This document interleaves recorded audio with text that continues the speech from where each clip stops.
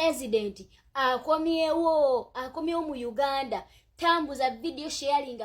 Okudda kwa Bobi Wine munanga ate Uganda ngenda kubeera nga mbikutuusaako so nga ate abamu kubaagala munanga ate enkyukakyuka munanga ate mu Uganda batandise munanga ate okuvaayo okuteeka akakiiko k'ebyokulonda munanga ate ku nninga nga baagala munanga ate DR forms eziraga munanga ate obuwanguzi makkati awo.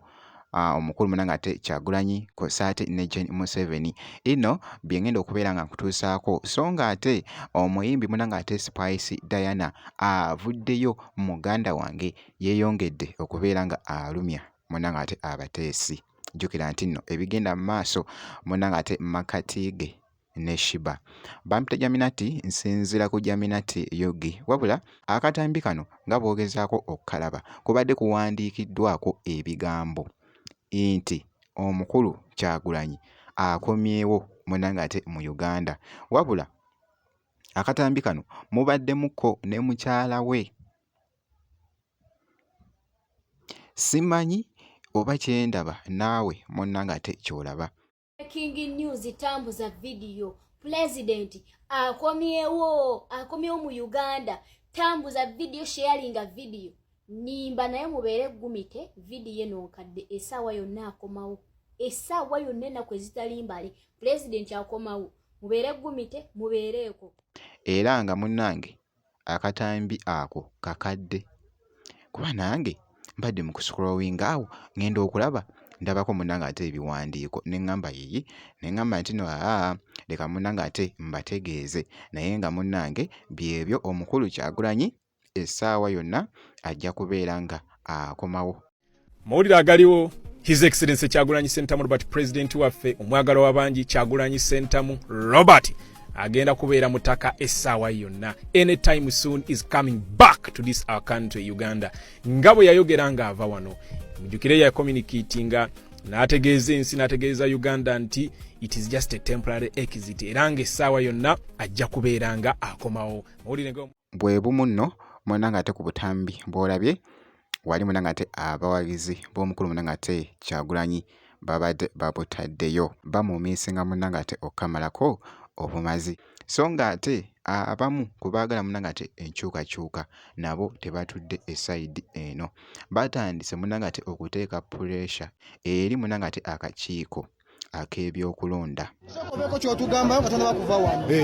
Eyo WhatsApp everybody Aminem Aban Hustler banange nze nange nyongera ku ttafaali ly'omukulembeze wange ery'okulwanirira eggwanga lyaffe nga ŋŋaanira ddala ebyava mu kulonda y'ensonga lwaki nvuddeyo ne campaign eno kubanga bino bye biragira ddala results entuufu mwami Kyagulanyi Ssentamu ze yafuna ensonga lwaki nfulumyeyo ne campaign eno tusobole okubanga tulwanirira obuwanguzi bwaffe. Mwami byabakama twagala ateeke results entuufu ezaava mu kulonda entuufu nti mu polling station yawali Kyagulanyi Ssentamu yafunawo buno Museveni yafunawo buno nti emukono yajjawo buno Museveni n'afunawo buno y'ensonga lwaki seetuddeeko oba oli awulira nti nze neetaaga kufa kiryoke ngenda kufiira mu struggle. In a thagocracy we know but we have no choice. This is what we've chosen.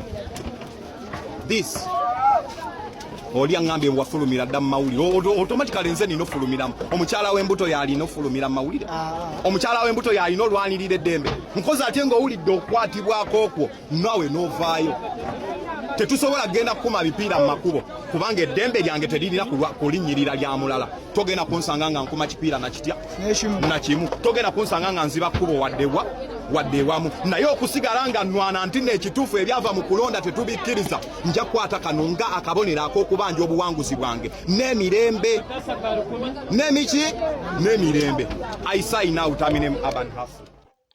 Keeko nno munanga ate akatambi ka mwana mulenzi munanga ate Aban Hustler so kabadde kakutte munanga ate omubabiro kubamu kubaagala munanga ate enkyukakyuka wali naddala mu kibiina ekya NUP munanga ate esaidi so byebyo munanga ate ebimu kubikyagenda munanga ate viral ku mikutu munanga ate egy'enjawulo so nga nkongeddeyoko omuyimbi Spice Diana munnange nno mu katambi kano akabadde kakutte munanga ate omubabiro mwana muwala munanga ate yeeyongedde okulumya Nenga tewandinyize fenna we can shine ffenna tushininga ffenna we must shine kale kitawanya abantu ebyo babuuza mbu gundi omwinako embeera gundi omwinako because they don't want others to shine naye osanga omuntu nga ne haso yabadde part of it akulaba eno gy'ovudde naye ng'ate akuliko avuddeyoko kaakati nno yeeyongedde munna ng'ate okulumya esayidi eno.